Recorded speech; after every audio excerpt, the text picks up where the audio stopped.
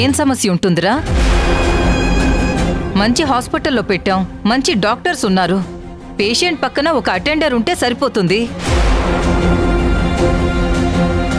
ఇంత చిన్నదానికి నువ్వెందుకు? కావాలంటే ఉదయం వెళ్ళు. ఇప్పుడు నువ్వు వెళ్ళినా నీ అవసరం రాదు. వింధ్య పక్కన తనను చూసుకోవడానికి ఒక ఆడపిల్లుంటేనే మంచిది. మీ నాన్న చెప్పినట్టు నాకు కొత్త ప్లేస్లో నిద్ర రాదు. మౌనిక, నువ్వెళ్ళు. వాడు అలాగే అంటాడులే కానీ నువ్వెళ్ళి ఈ ఒక్క రాత్రికి వింధ్యను చూసుకో. ఉదయాన్నే రాజేష్ నేను ఇద్దరం కలిసి వచ్చేస్తాం. త్వరగా బయలుదేరు. ఇప్పుడే బయలుదేరుతానత్త. రాజేష్, నువ్వు లోపలికి వెళ్ళు.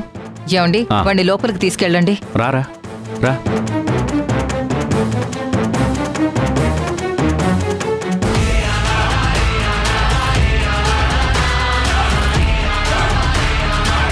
అమ్మయ్యా, ఇప్పుడు బావ అక్కడికి వెళ్ళుంటే వింధ్య మిస్అండర్స్టాండింగ్ అంతా పోయేది. ఈయన నిజాయితీపరుడు అనుకునేది. అక్కడికి వెళ్లకుండా ఆపి మంచి పని చేశాను.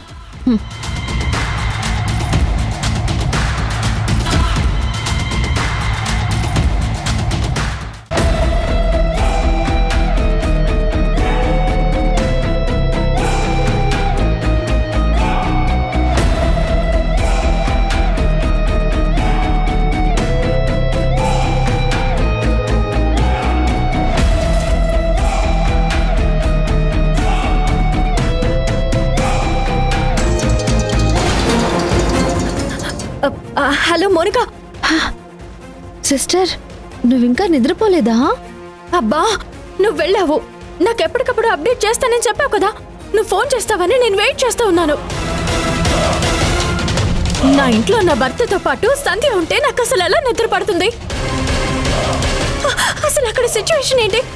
లైవ్ అప్డేట్ చేస్తానని చెప్పి నువ్వేం చెప్పట్లేదేంటి? నిమిషానికి నువ్వు ఫోన్ చేసి చెప్పాలని నీతో చెప్పాను కదా. అయ్యో, ఏం చెప్పను? నా నోటితో నేనేం చెప్పలేను సిస్టర్. ఏం జరిగింది? నీ నోటితో నువ్వు చెప్పలేకపోవడం ఏంటి? అంటే నీ గదిలో నీ బెడ్ మీద నీ భర్త పక్కన ఆ సంధ్య ఏం చేస్తున్నారు? పూర్తిగా చెప్పు. మధ్యలో ఎందుకు అలా గ్యాప్ ఇస్తున్నావు? నా ప్రాణం పోయేలా ఉంది. అయ్యో, నా నోటితో నేను చెప్పలేకపోతున్నాను. అయినా పాపం ఏం చేస్తాంలే, నీ పరిస్థితే బాగోలేదు.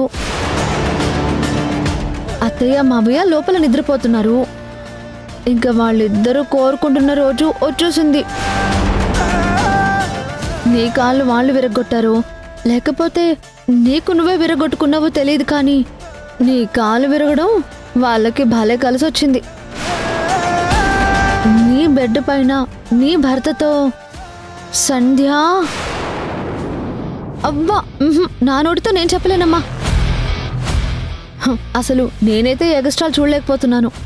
అసలు ఇది ఇల్లా లేకపోతే ఇంకేదైనా పేరు వాడాలో అర్థం కావడం లేదు.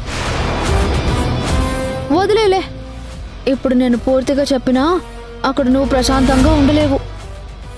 అయినా ఇప్పుడు నువ్వు తెలుసుకుని మాత్రం ఏం చేస్తావు? ఈ రాత్రి అంతా వాళ్ళిద్దరూ విహారలోకంలో విహరిస్తూ ఉంటారు. వాళ్ళిద్దరి మధ్య ఏదేదో జరిగిపోతూ ఉంటుంది. అయినా నాకెందుకు? నువ్వివే మనసులో పెట్టుకోకు. ఫోన్ పెట్టేసి హ్యాపీగా నిద్రపో. కొన్ని చూసి చూడనట్టు మనమే వదిలేయాలి. అప్పుడే కాపురాలు బాగుంటాయి. సరేనా? హలో హలో మోనిక,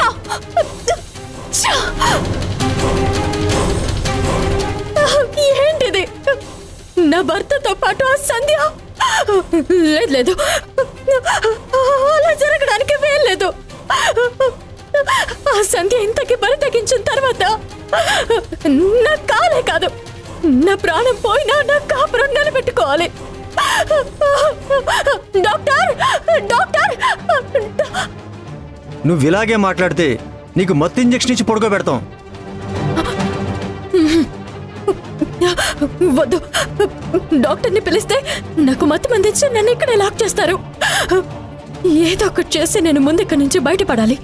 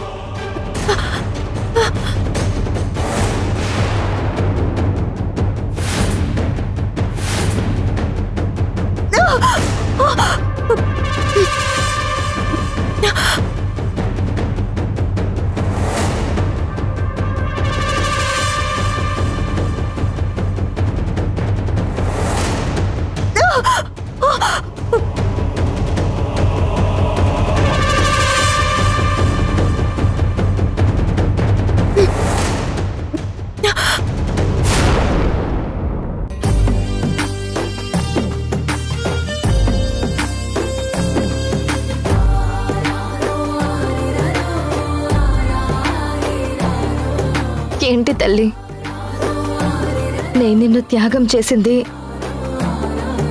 ఇలాంటి నిందలు మోయడం కోసమా? నా వింధ్య హ్యాపీగా ఉండాలని, నా సంతోషాలు కూడా దూరం చేసుకుని, నీకు కన్న తండ్రిని కూడా దూరం చేసి నిన్ను నా వింధ్య చేతిలో పెడితే ఇప్పుడు ఆ వింధ్యకే నేను భయపడాల్సిన పరిస్థితి. నిన్ను వింధ్యకిచ్చిన తర్వాత నేను వింధ్య ఇంకా దగ్గర అవుతామని అనుకున్నాను, కానీ ఇలా దూరం అవుతామని అనుకోలేదమ్మా.